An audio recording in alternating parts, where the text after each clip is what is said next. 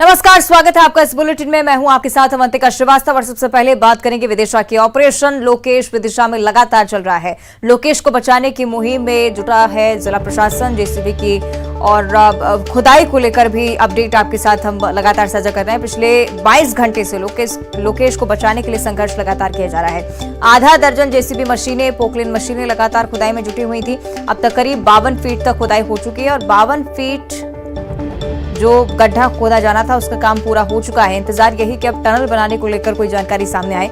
लोकेश के पास पहुंचने के लिए सुरंग का निर्माण होगा। मैनुअली इस सुरंग का निर्माण करवाना है और रात भर से रेस्क्यू ऑपरेशन लगातार चल रहा है और इसीलिए अब उम्मीदें भी लगातार बढ़ती जा रही हैं कि जल्द से जल्द लोकेश को बचा लिया जाएगा। 8 तस्वीरें इस रेस्क्यू ऑपरेशन से जुड़ी आपको दिखा रहे हैं। सीएम शिवराज सिंह चौहान भी लगातार मॉनिटरिंग कर रहे हैं इस पूरी घटना को लेकर। रेस्क्यू ऑपरेशन को लेकर भी लगातार अधिकारियों से अपडेट ले रहे हैं। फिलहाल जो जानकारी साझा की गई है, ऑफिशियली बताया गया था कि 52 फीट तक गड्ढा खोदा जाना है। 52 फीट तक खुदाई हो चुकी है और अब टनल बनाने का काम शुरू होगा। मैनुअली इस टनल को बनाना है और सीधे ये टनल लोकेश के पास तक पहुंचेगी। उसके बाद इंतजार यही कि लोकेश को स्वस्थ बाहर निकाल लिया जाए, क्योंकि परिजन भी लगातार डटे हुए हैं। एक एक पल काटना बहुत मुश्किल परिजनों के लिए भी। पूरा गांव इस रेस्क्यू ऑपरेशन पर नजर बनाए हुए है, क्योंकि सभी चाहते हैं, यही उम्मीद कर रहे हैं कि लोकेश स्वस्थ होकर ही वहां से बाहर निकले और जल्द से जल्द रेस्क्यू टीमें लोकेश तक पहुंच सकें। तो 8 तस्वीरें आपको दिखा रहे हैं, साथ ही साथ ये 5 और तस्वीरें देखिए किस तरह से रेस्क्यू ऑपरेशन में आज सुबह से ही तेजी आना शुरू हुई।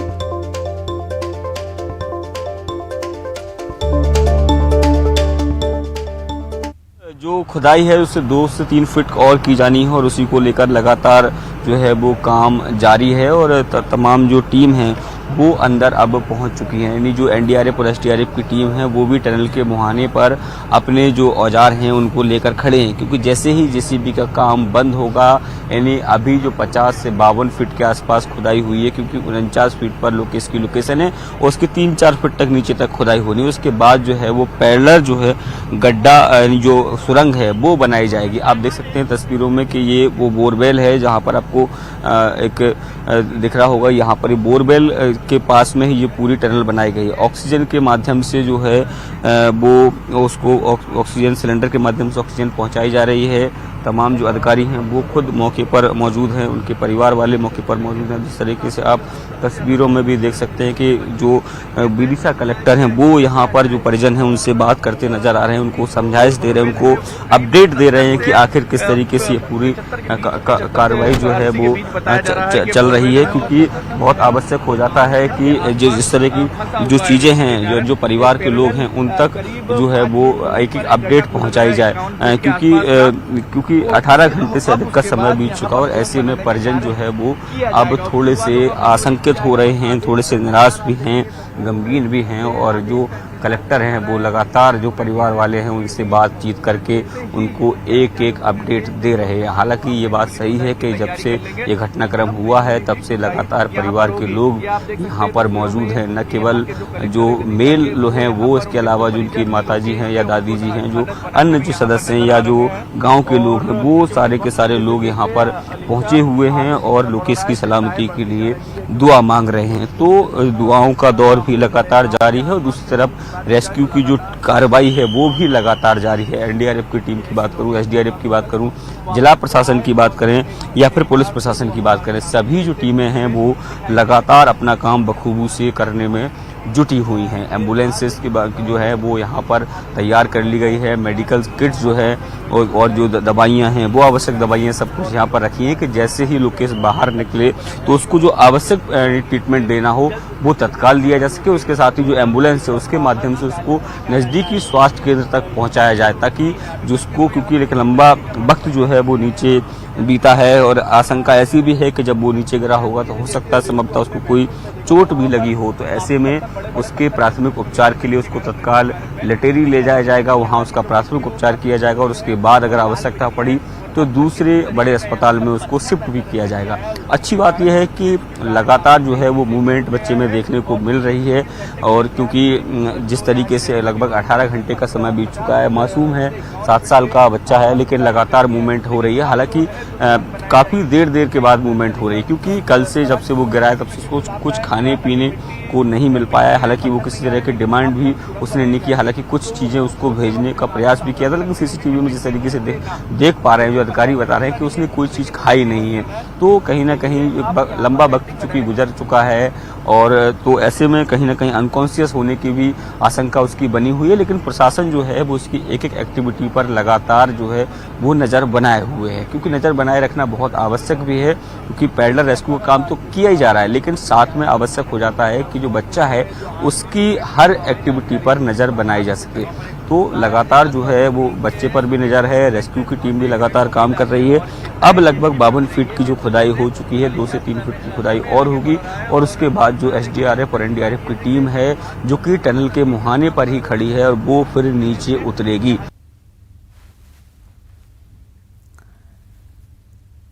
तो देखिए मौके की स्थिति आप देख रहे हैं, किस तरह से लगातार प्रशासन जुटी हुई है इस मुहिम में। और दूसरी तरफ सीएम शिवराज सिंह चौहान भी लगातार देखिए ट्वीट कर रहे हैं, निगरानी बनाए हुए हैं इस पूरे ऑपरेशन को लेकर। उन्होंने कहा कि युद्ध स्तर पर प्रयास कर रहा है जिला प्रशासन। एनडीआरएफ और एसडीआरएफ की टीम भी रेस्क्यू ऑपरेशन में लगातार जुटी हुई है। मुझे विश्वास है कि बालक को जल्द ही बाहर निकाल लिया जाएगा। तो सीएम शिवराज सिंह चौहान न सिर्फ अधिकारियों से अपडेट ले रहे हैं, बल्कि जो कुछ मौके पर चल रहा है उसे लेकर सिलसिलेवार ट्वीट भी उनकी तरफ से लगातार चल रहे हैं, जिससे लगातार उम्मीदें भी लोगों की बनी हुई हैं कि जल्द से जल्द इस बच्चे को बाहर निकाल लिया जाएगा, सकुशल ये बच्चा बाहर आएगा। यही उम्मीदें और यही प्रार्थना अब प्रदेश का हर व्यक्ति कर रहा है। जमीनी स्तर की भी तस्वीरें आपको दिखा रहे हैं, किस तरह से पूरा अमला पूरी मशक्कत के साथ जुटा हुआ है। कवायद यही कि लोकेश तक जल्द से जल्द पहुंचा जाए और उसे सुरक्षित बाहर निकाला जाए। सहयोगी शैलेंद्र का हम रुख कर लेते, ग्राउंड जीरो से लगातार हम तक अपडेट्स पहुंचा रहे हैं। शैलेंद्र, क्या कुछ चल रहा है मौके पर, क्या जानकारी आपके पास?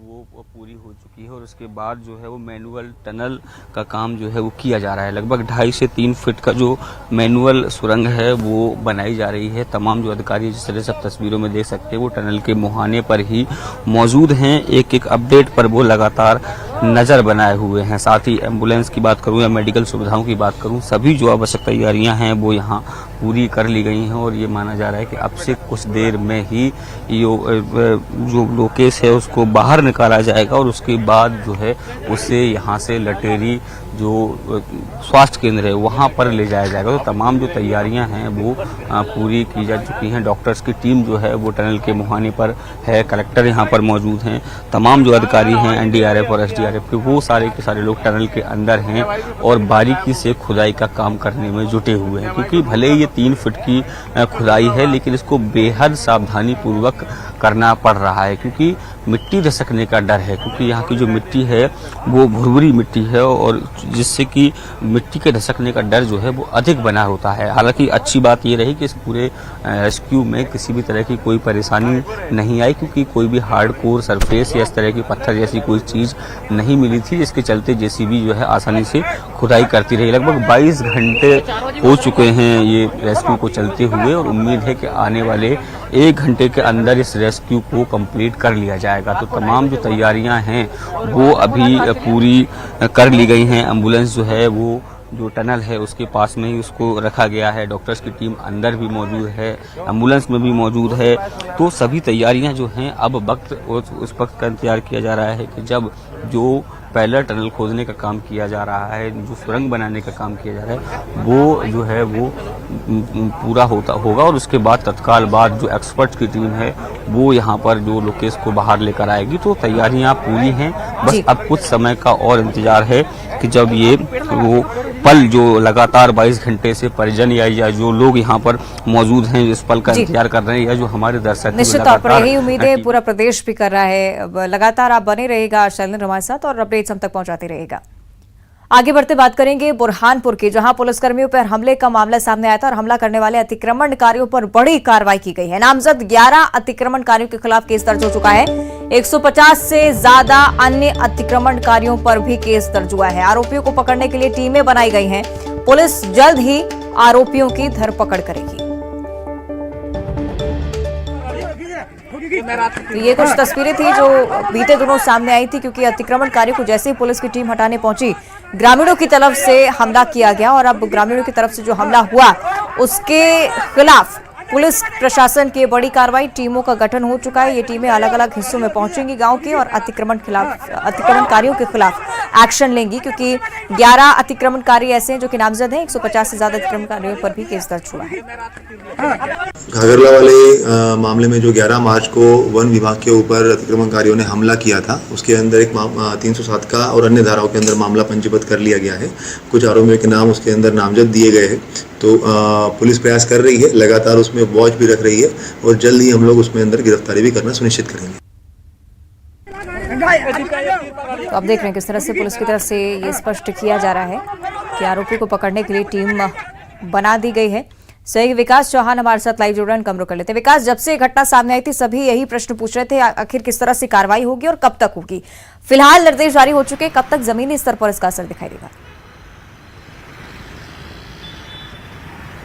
जी हाँ, बिल्कुल। बीते 11 तारीख का पूरा मामला है, जहां पर वन विभाग की टीम अतिक्रमणकारियों को खदेड़ने के लिए जंगल पहुंची थी। इस दौरान बड़ी संख्या में जो प्रदर्शनकारी थी वो आक्रोशित हुए और उन्होंने वन विभाग की टीम पर हमला कर दिया। उन्होंने जानकारी है कि तीर कमान से हमला किया था, इसमें एक ग्रामीण समेत वन विभाग के कुछ कर्मचारी अधिकारियों को चोट लगी थी। कई लोगों को जख्मी अवस्था में उनका उपचार कराया गया था। बहरहाल उसके बाद से ही जो प्रदर्शन का दौर देखने को मिल रहा था, लेकिन अब पुलिस एक्शन मोड में नजर आ रही है। पुलिस ने प्रदर्शनकारियों को चिन्हित कर लिया, जिसमें 11 लोगों के खिलाफ नामजद प्रकरण दर्ज किया, वहीं 150 अन्य लोगों के खिलाफ प्रकरण दर्ज किया गया। पुलिस का दावा है कि जल्द ही आरोपियों की धरपकड़ की जाएगी, उनके खिलाफ कड़ी कार्रवाई की जाएगी। चूंकि बीते कुछ समय से देखा जा रहा था कि जंगल में लगातार अतिक्रमण किया जा रहा था और जिससे नुकसान भी जंगल को पहुंचाया जा रहा था। बहरहाल वन विभाग की टीम ने जब इसका पर कार्रवाई करने का प्रयास किया तो अतिक्रमणकारियों ने न सिर्फ वन विभाग की टीम पर हमला किया, बल्कि कुछ ग्रामीण भी इसमें घायल हुए थे।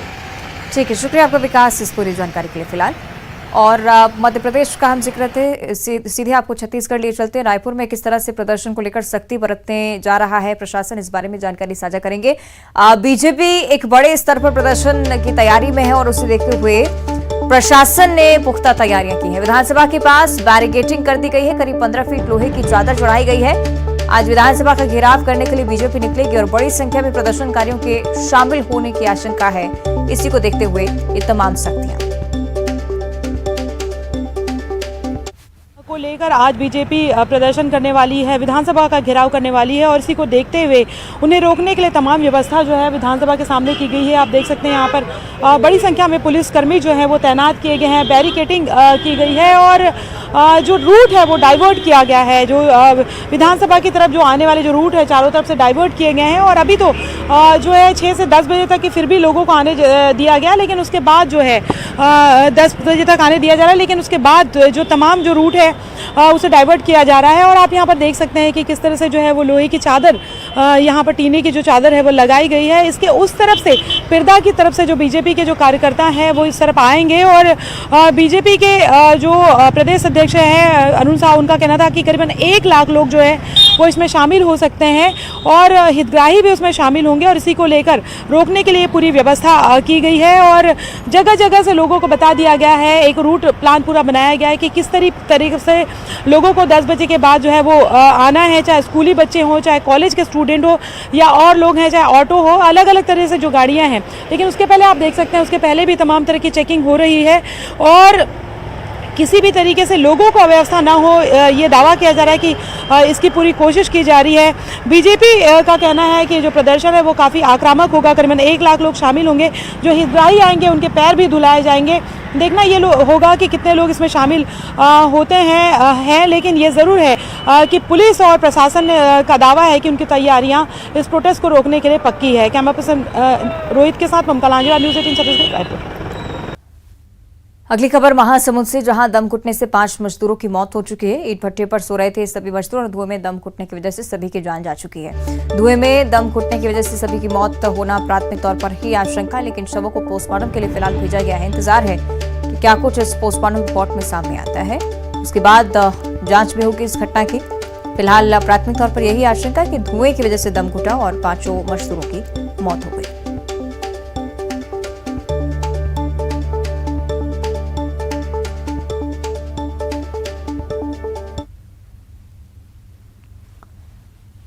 आगे बढ़ते हैं, बात करेंगे ग्वालियर की, जहां ब्रोंकियोलाइटिस वायरस की वजह से दहशत का माहौल है। इस वायरस से 5 बच्चे पीड़ित पाए गए हैं और कुल मिलाकर अब अकेले कमला राजा अस्पताल में ही 40 बच्चे भर्ती हैं।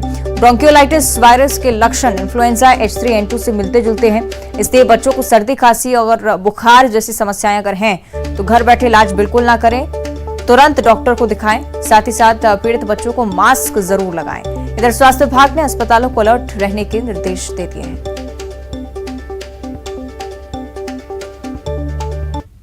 ये वायरस है एक प्रकार का, जैसे बताया गया था, और इन्फ्लुएंजा वायरस का सब टाइप है।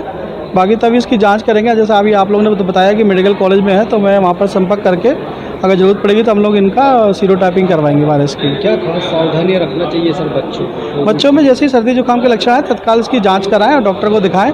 घर बैठ कर इसका इलाज ना कराएं, और साथ में अगर कोई बुजुर्ग लोग हैं तो उनकी भी जांच करा लें लक्षण आते ही। इधर खरगोन का जिला अस्पताल इन दिनों अव्यवस्थाओं की भीड़ चढ़ चुका है। आपको बता दें कि डॉक्टरों और स्टाफ की कमी के साथ साथ सुविधाओं की भी भारी कमी का खामियाजा मरीजों को भुगतना पड़ रहा है। बेड की कमी के चलते वार्ड के बाहर गलियों में मरीजों को जमीन पर लिटाया जा रहा है, इलाज वहां पर ही हो रहा है मरीजों का। 60 स्वीकृत डॉक्टर्स पर मात्र 37 ही डॉक्टर कार्यरत हैं और स्टाफ के 136 पद स्वीकृत हैं, लेकिन मात्र 52 कर्मचारी ही कार्यरत हैं। मरीजों की सुविधा के लिए 500 बेड के अस्पताल की करीब 1 दशक से मांग यहां की जा रही है।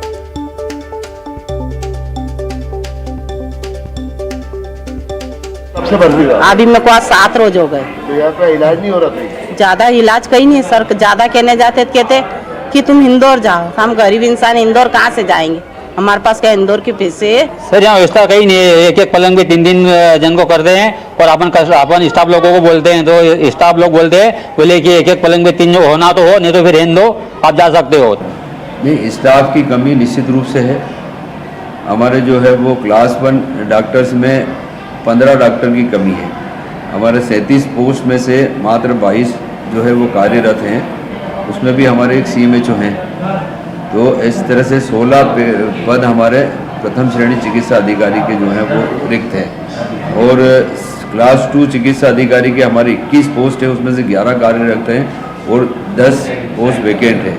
ये मात्र 300 बेड के लिए, लेकिन बड़े हुए जो है वो लोड के लिए कोई व्यवस्था नहीं है। दमोह जिले के मगरौन थाना अंतर्गत हुई शादी इन दिनों चर्चा का विषय बन चुकी है, जहां शादी में दमोह पुलिस अधीक्षक समेत पूरा दमोह पुलिस महकमा घराती बनकर सहयोग करता नजर आया।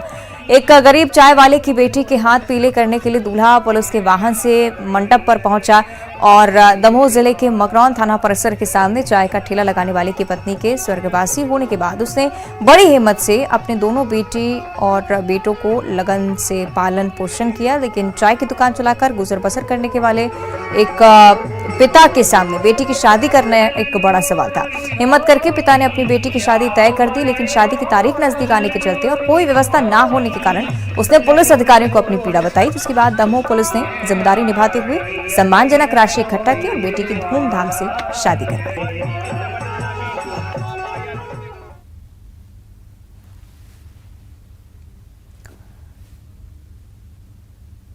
और इसी के साथ बुलेटिन में इतना ही। देखते रहिए न्यूज़ 18।